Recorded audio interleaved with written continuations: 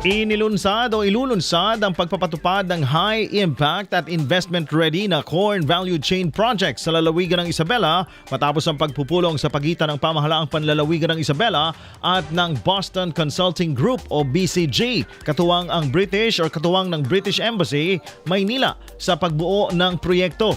Isinagawa ang pulong sa provincial capital bilang bahagi ng inisyatiba ng pamahalaan ng United Kingdom at Pilipinas para sa climate adaptation at resilience sa ilalim ng Philippine National Adaptation Plan, kung saan napili ang Isabela bilang isa sa mga lugar na susuportahan.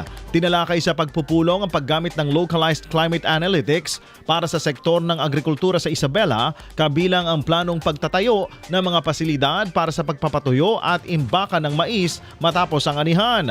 Layunin ng proyektong ito na mapagsilbihan ang tinatayang 83,000 hectares na sakahan at mabawasan ang post-harvest losses ng mga magsasaka.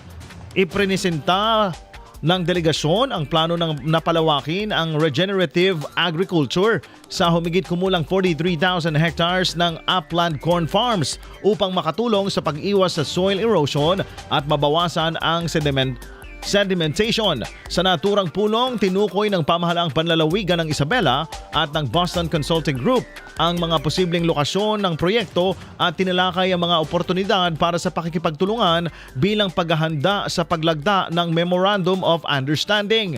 Napili ang Isabela para sa proyekto ng UK-Philippines Partnership dahil sa mahalagang papel nito sa produksyon ng mais sa bansa, pamumuno nito sa sektor ng agrikultura at pagiging vulnerable sa mga panganib dulot ng pagbabago ng klima.